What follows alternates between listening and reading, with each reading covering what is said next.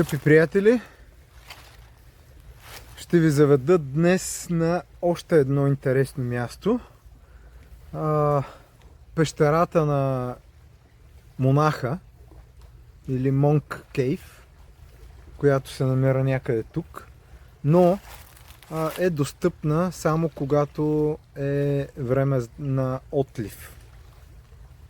Аз съм дошъл след обед, в момента е 3:30 и отлива вече е започнал. Все още е малко висока водата, не знам дали ще успея да стигна, но ще направя всичко възможно да ви заведа там и да ви покажа как изглежда самата пещера. По-късно може би ще гледам и залеза от този плаж наблизо. Както вече казах, достъпа до пещерата е само при отлив. Водата тук през деня е до ето тази линия. Доста боклуци е изхвърлило морето. От тук по камъните вървя само напред.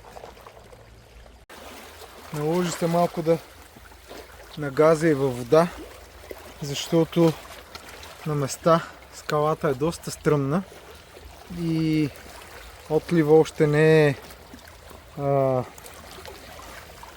достатъчно голям, за да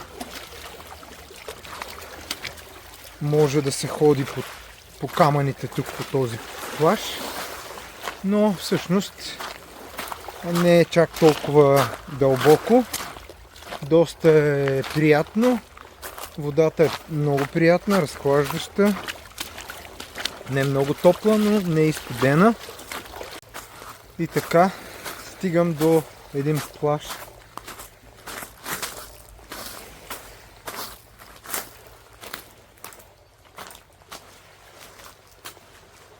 Ето го плажчето.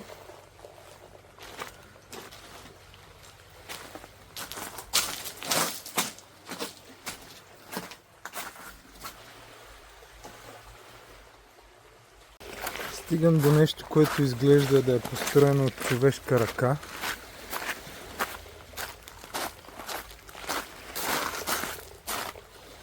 И да, така е. Построено от човешка ръка. Но едва ли това е входа. Сега ще се опитам да заобиколя. Така. Ето тук трябва да мина.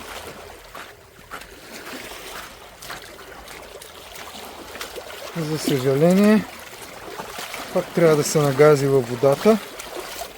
Хубавото е, че все още не е толкова дълбоко, колкото е отлив. И стигам до друго плажче. Интересно. О, да. Очевидно това е мястото.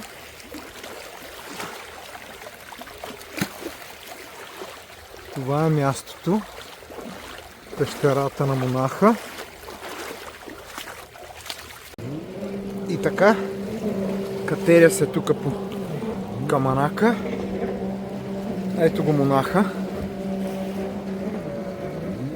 Той медитира.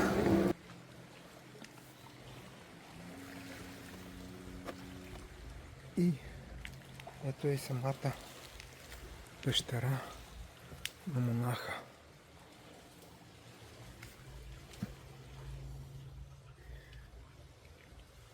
Влизам, за да ви покажа интериора. Вау!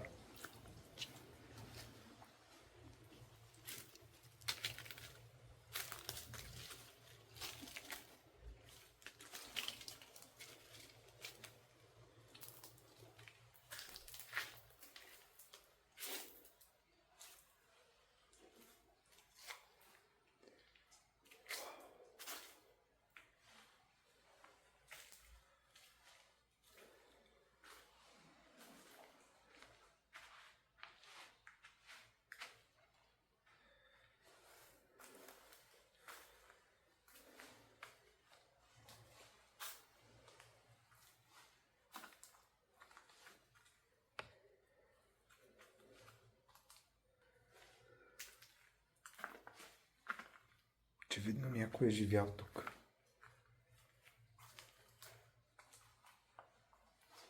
Интересно място. Вижте статуите. Буда. Вижте това лице, къде е издялано в скалата. Уау!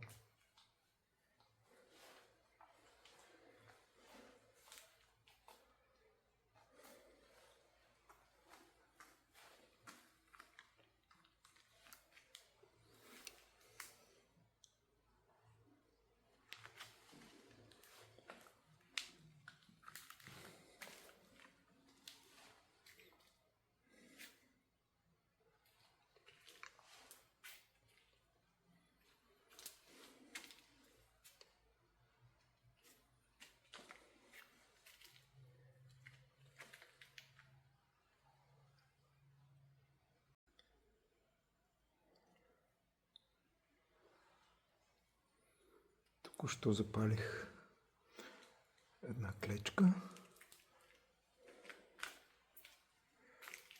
Да почетем традициите, местните. Мястото е зашеметяващо, наистина.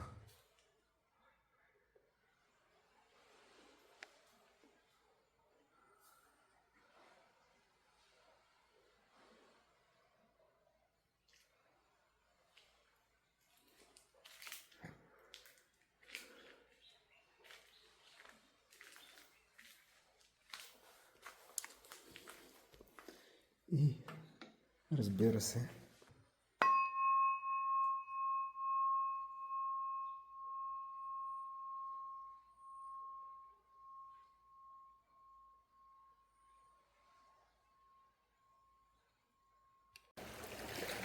казвам чао на това магично място и отново по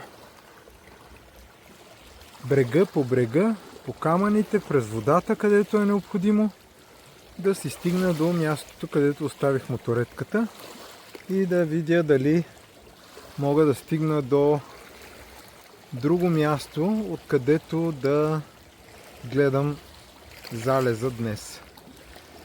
Това е от пещерата на монаха